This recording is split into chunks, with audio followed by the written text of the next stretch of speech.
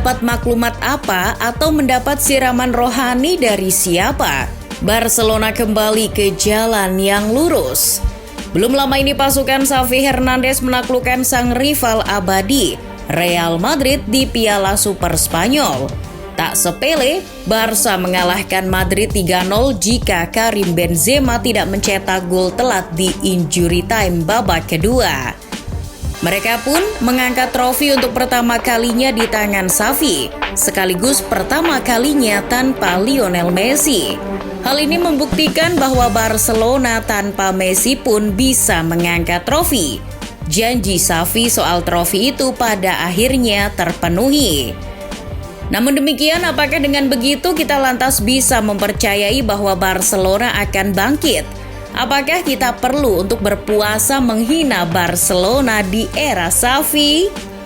Barcelona sebelumnya sudah tersingkir di Liga Champions, sesuatu yang tentu saja menjadi bahan cemoohan fans tim lain. Gagalnya Barcelona lepas dari jeratan fase grup Liga Champions, selain membuat mereka kembali lagi menyapa Liga Malam Jumat, juga bikin rencana keuangan amburadul. Soal keuangan kita bahas nanti.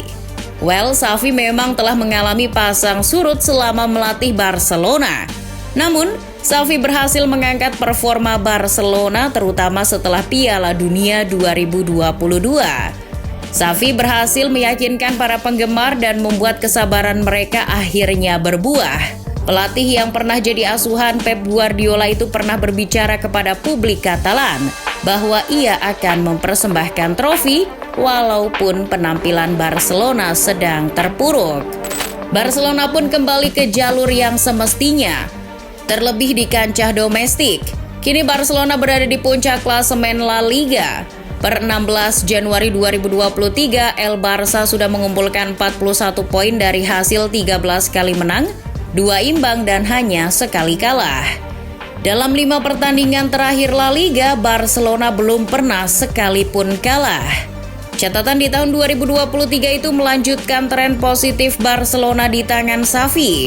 Jika di total, Barcelona di tangan Xavi sudah mengumpulkan 34 kemenangan dari 43 pertandingan. Mereka hanya kalah 4 kali. Jadi, wajar jika posisi Barcelona akhirnya merangkak naik. Semula, sebelum kedatangan Xavi, Barcelona terseok di peringkat 9. Tapi setelah itu Barcelona tidak lagi berada di puncak komedi, tapi puncak klasemen La Liga. Sejak datang sebagai pelatih Barcelona, Xavi Hernandez selalu dikaitkan dengan mantan mentornya Pep Guardiola, bahwa Xavi akan membawa permainan sebagaimana Pep dengan penguasaan bola khas Barcelona. Hal itu sungguh dipraktekkan, tapi Xavi tidak sepenuhnya menduplikat bagaimana cara Pep melatih Barca.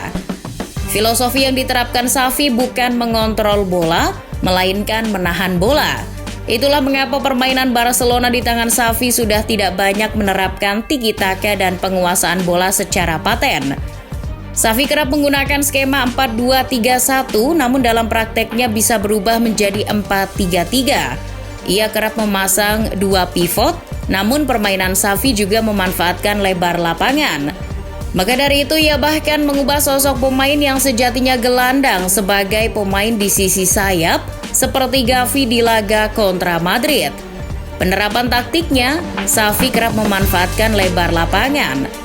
2 gelandang pivotnya juga terkadang maju untuk menciptakan opsi umpan.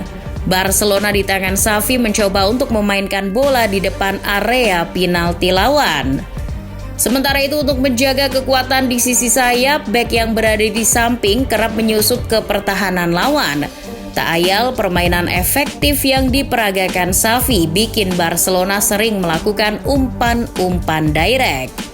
Menurut catatan FBref, musim ini saja Barcelona sudah melakukan 846 umpan progresif ke dalam kotak penalti di segala kompetisi.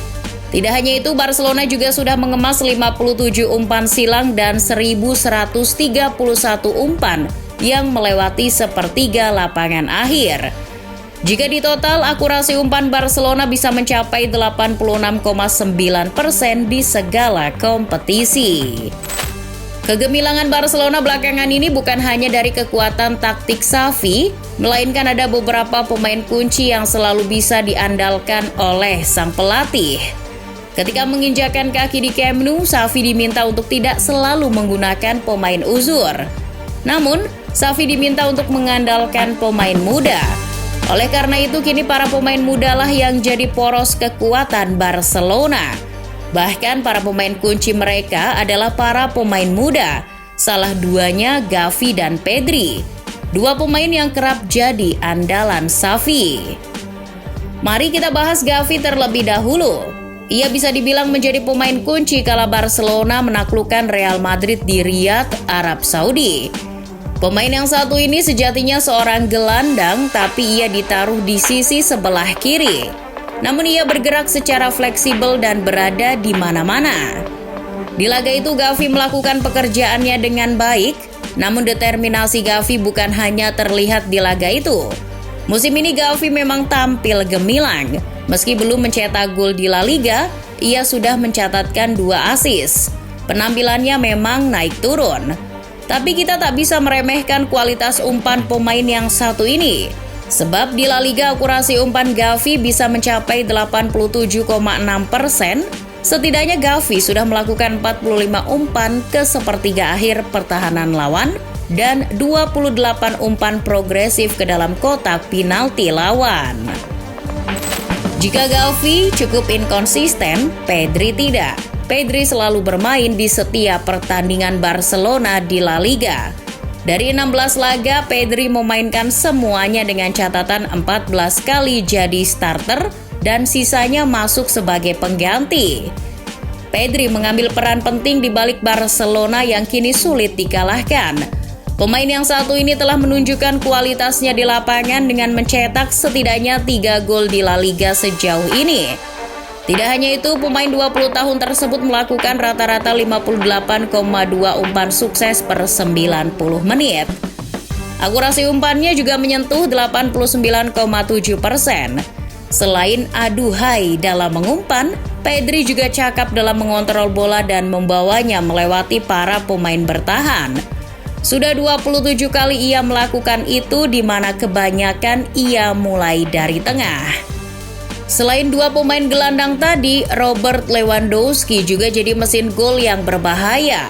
Mantan pemain Les Poznan itu kini masih memimpin sebagai top skor Barcelona dengan total 17 gol di segala kompetisi. Nah, dari segala kekuatannya itu, apakah Barcelona masih punya kelemahan? Di balik penampilannya yang hebat, Barcelona sejatinya tengah berada dalam situasi yang rumit. Masalah finansial masih menghantui klub. Dilaporkan AS, krisis gaji 200 juta euro di Barcelona masih terus berlanjut. Permasalahan ini kabarnya masih belum terurai. Pihak Barcelona melalui Joan Laporta bahkan mengaku sulit mendatangkan pemain baru.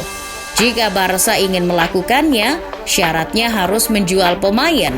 Barcelona yang gagal di Liga Champions juga tak punya pemasukan yang berlebih. Di samping mereka juga tak bisa kembali menggerakkan tuas ekonomi. Pendapatan dari Piala Super Spanyol juga sepertinya masih belum sanggup menambal defisit keuangan. Sebagai juara Piala Super Spanyol, Barca hanya mendapat 2 juta euro. Jumlah yang jauh lebih sedikit dari 3,7 juta euro gaji Sergi Roberto per tahun. Selain masalah keuangan, dalam segi permainan, Barcelona juga masih lemah dalam penyelesaian akhir. Xavi sendiri juga mengakui bahwa para pemainnya harus meningkatkan kualitas finishing. Itu jika Barca masih ingin bersaing. Dengan catatan yang apik tadi, ini bisa jadi modal penting buat Barcelona, apalagi dalam mengarungi kembali Liga Eropa. Mereka bukan mustahil akan lebih siap menghadapi Manchester United kelak. Terus begini Barcelona.